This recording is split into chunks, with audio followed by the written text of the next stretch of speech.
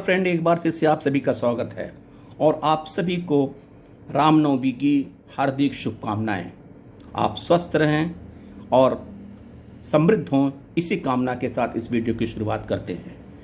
Friends, इस video के शुरू में ही मैं आपको एक उस वीडियो का क्लिप लगा रहा हूं जो वित्त मंत्री ने प्राइवेटाइजेशन के बारे में अपना जवाब दिया था और आप उसमें देखेंगे कि वित्त मंत्री ने क्लियर कट कहा कि हम जो पिछला बजट का एजेंडा, बैंकों का प्राइवेटाइजेशन, इंश्योरेंस कंपनी का प्राइवेटाइजेशन, हम इसको कंटिन्यू करेंगे अगले वर्ष तक, यानी कि कमिंग फाइनेंशियल ईयर में। यानी they have not dropped the idea of the bank privatisation, insurance company privatisation, LIC IPO and IDBI privatisation. यानी कि जो भी मोनेटाइजेशन का जो भी उनका मुद्दा था प्राइवेटाइजेशन संबंधी, वो सब कंटिन्यू रहेगा। ये क्लिपिंग आप देखिए, फिर मैं आपसे फर्दर डिस्कस करता हूं। Thank you. Ujjwal Narayan from Newsrise. Ma'am, in last year budget, you have announced about sale of privatization of two state-run banks.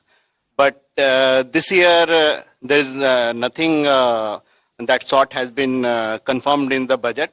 Just wanted to know what is the situation. Does government is going with the stated policy which it stated in last year budget, that for the privatization of two state-run banks, and what is the holistic policy on the privatization of bank and insurance company as a whole? You've answered the question yourself. What is the holistic policy? Holistic policy is a continuation of last year's budget. I've said that. This budget in every aspect is a continuation of last budget, inclusive of the privatization matter that you're talking about. That's what I'm telling you. We are continuing that agenda. All right?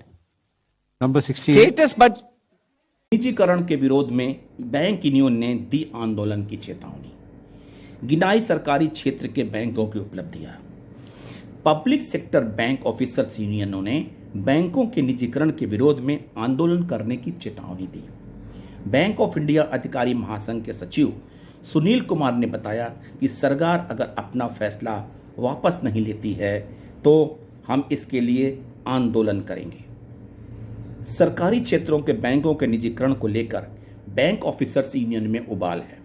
Union बड़े पैमाने पर आंदोलन की तैयारी में है। Akhil Bharatiya bank officers association के सलाहकार और बैंक ऑफ इंडिया अधिकारी महासंघ के महासचिव सुनील कुमार ने रांची प्रवास के दौरान बैंकों के निजीकरण को लेकर अपना विरोध दर्ज कराया। पत्रकारों से बात करते हुए उन्होंने कहा कि निजीकरण से बैंकों और आम लोगों को काफी नुकसान होगा। कारपोरेट घरानों को लाभ पहुंचाना चाहती है सरकार। उन्होंने कहा कि सरकार बैंकों के निजीकरण कर चंद कारपोरेट घरानों को फायदा पहुंचाना चाहती है। सरकारी क्षेत्र के बैंक की जितनी शाखाएं देश भर में हैं, निजी बैंक उसके आगे कहीं नहीं टिकती। हर तबके के लोगों से सरकारी बैंक के क्षेत्र सीधे तौर पर जुड़ी है। विकास योजनाओं के क्रियान्वयन में जितना योगदान सरकारी क्षेत्र के बैंकों का है, उतना निजी क्षेत्र के बैंकों का नहीं है। नौकरियों पर असर पड़ेगा। सुनील कुमार ने कहा कि ग्रामीण क्षेत्र में स्वयं सहायता समूह और किसानों को ऋण देने के मामले में सरकारी क्षेत्र के बैंक सबसे आगे हैं। निजीकरण से आरक्षण नीति भी प्रभावित होगी और बढ़ेगी बेरोजगारी। नौकरियों पर इसका असर पड़ेगा। उन्होंने कहा कि हम निजीकरण का पुरजोर विरोध करेंगे और आम लोगों के तक इस नुकसान की जानकारी पहुंचाएंगे। हम अपने आंदोलन को जन आंदोलन के रूप में सरकार के सामने लाएंगे और सरकार को अपना फैसला बदलना होगा। फ्रेंड्स, ये हमारे अधिकारी यूनियन का जो रूपरेखा है कि हम इसका विरोध करेंगे, उसके बारे में सुनील कुमार ने यह भी कहा कि देश के बुनियाद सार्वजनिक क्षेत्र के है, जिन्हें सरकारी निजी हाथों में सौंपकर सरकार बर्बाद करना चाहती है।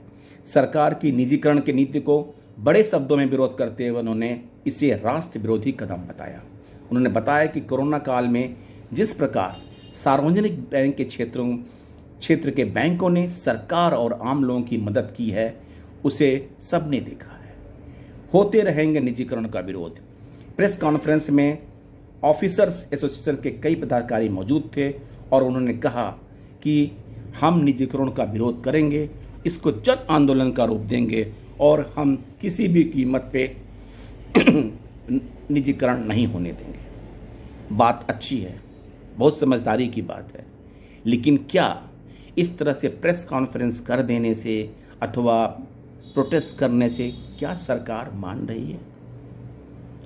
कोई नेता ये बताने को तैयार नहीं है कि 2 दिन स्ट्राइक, सफल स्ट्राइक कहते हैं, के बाद क्या सरकार की तरफ से कोई भी पॉजिटिव ग्रीन सिग्नल मिला कि आगे क्या होना है? क्या सरकार अपने इस कदम को पीछे ले जा रही है? क्या हम तब कुछ एक्शन लेंगे या कुछ करेंगे जब प्राइवेटाइजेशन हो जाएगा, जैसा कि सरकार की मंशा है? उस हिसाब से ये तो सत्य है कि सरकार अब रुकने वाली नहीं है, लेकिन हम इसका निजीकरण का विरोध कैसे किस तरह करते हैं कि ये आइडिया सरकार ड्रॉप कर दे, ये तो आने वाला कुछ दिनों में ही पता चलेगा। तब तक के लिए नए अपडेट के साथ फिर मिलेंगे। धन्यवाद, थैंक यू।